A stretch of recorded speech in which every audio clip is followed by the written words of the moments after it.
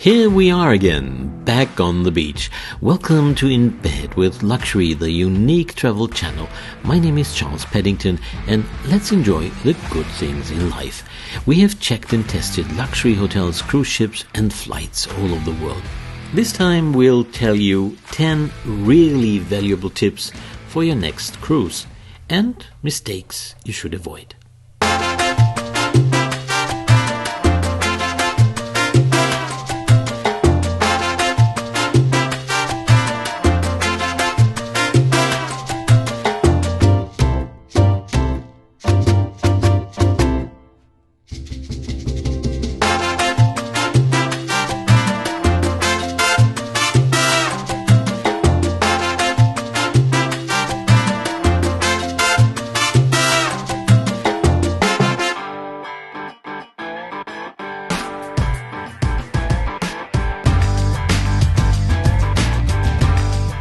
Traffic can be a mess sometimes, but if you miss your ship, you have had bad luck.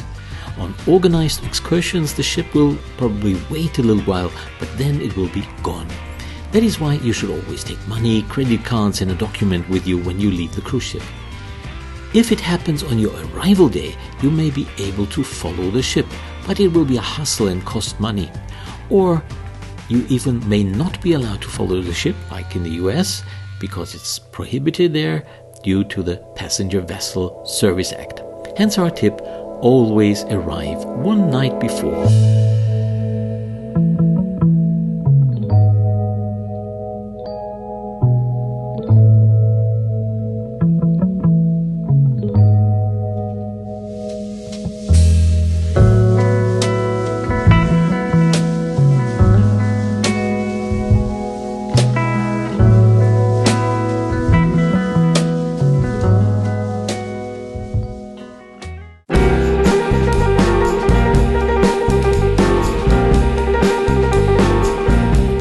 They are a real temptation, the guaranteed cabins.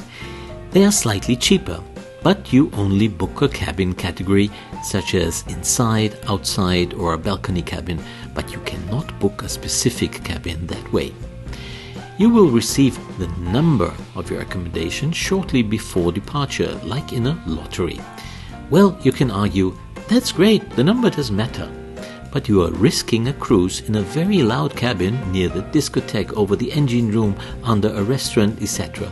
You might be lucky, but potentially a bad cabin can spoil a whole cruise.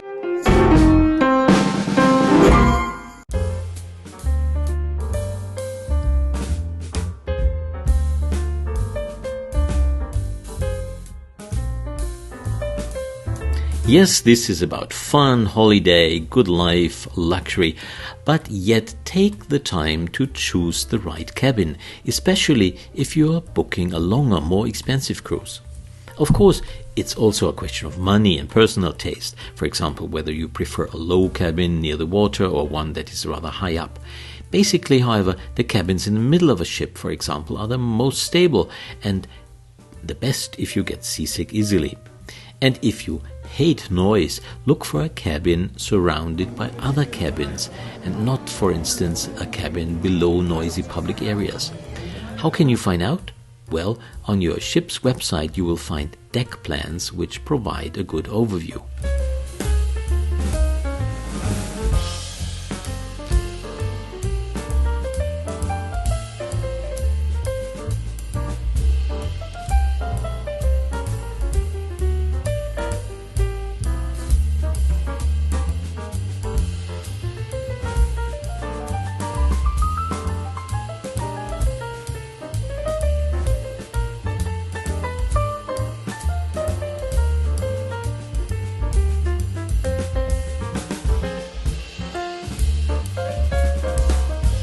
Many families travel on large cruise ships, and that's good, and therefore there are a lot of connecting cabins next to each other for them. Great for a family, but bad when traveling as a couple and being forced to listen to everything that's going on in the next cabin. So that's my advice. Avoid connecting doors.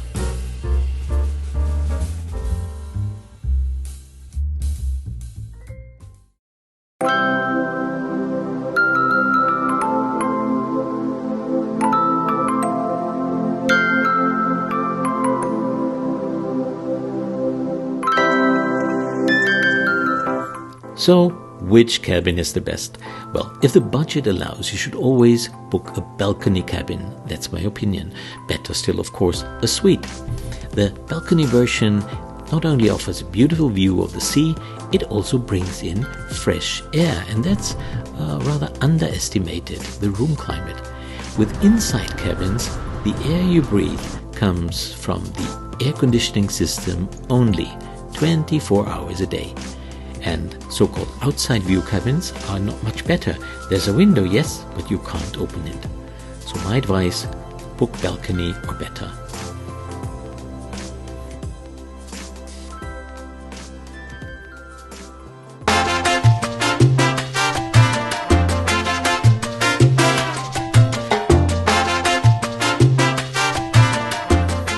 Are you thirsty? Would you like a cocktail? Well, cheers. Most cruise lines offer beverage packages, often in multiple price ranges, and advertise them extensively. That alone should make you suspicious. We advise against it. The savings are usually small, if any, and you will often hit the limit with a package because of price limits and other restrictions. But of course, if you are drinking 20 Cokes a day, things are different.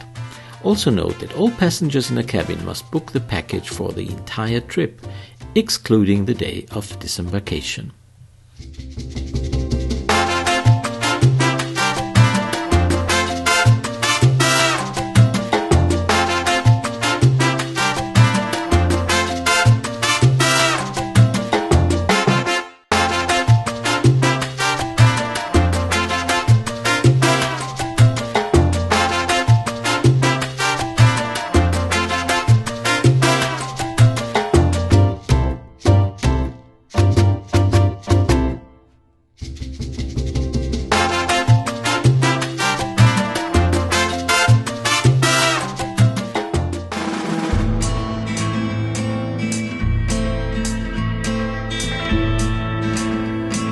Our next tip is very simple. If you already know roughly what you want to book additionally for the cruise, for example a massage, for example an internet package, an excursion, a drinks package, then do it right away and from home in advance. It's definitely not cheaper on board, and sometimes your favorite choices may be sold out.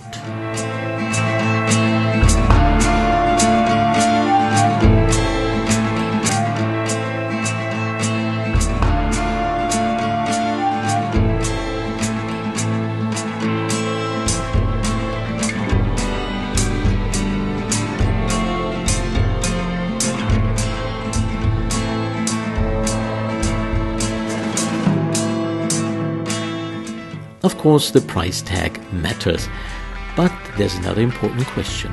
What is included? Did you know that there are cruises where the shore excursions are already included in the price? Where almost all drinks are free of charge without a costly drinking package?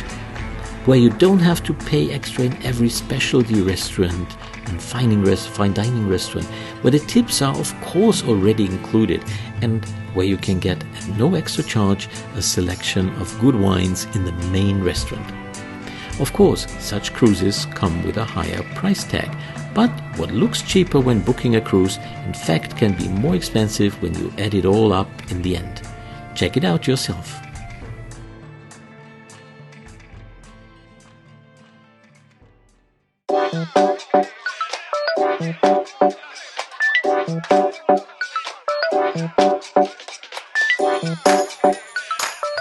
Can you get high quality, even luxury, at a discount price? Is that possible? Yes, savvy crusaders know this is possible. The most important requirement is this: you have to be flexible, both with the route and with the usually very short-term departure dates. But be aware, last-minute booking doesn't work everywhere and anytime. For example, not on Antarctic cruises, and often not in the high seasons. But if it works, if you're lucky, you can get luxury for an astonishingly low price.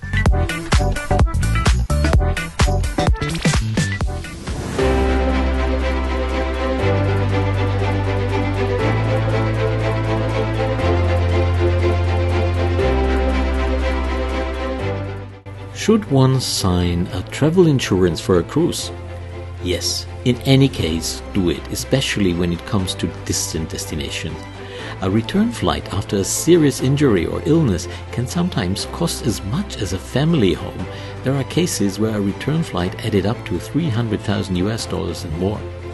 Hospital stays without insurance in foreign countries can also quickly run into thousands of dollars. So be sure to sign a travel insurance unless you have a premium credit card that already covers these issues.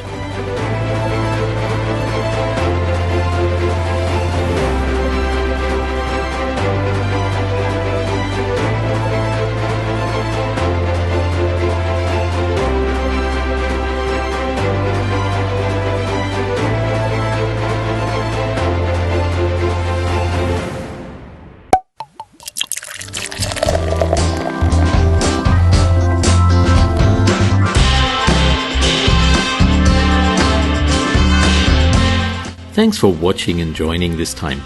I hope we meet again soon for the next episode of In Bed with Luxury, the unique travel channel. Just subscribe and click the bell to have our next premiere brought to you on YouTube.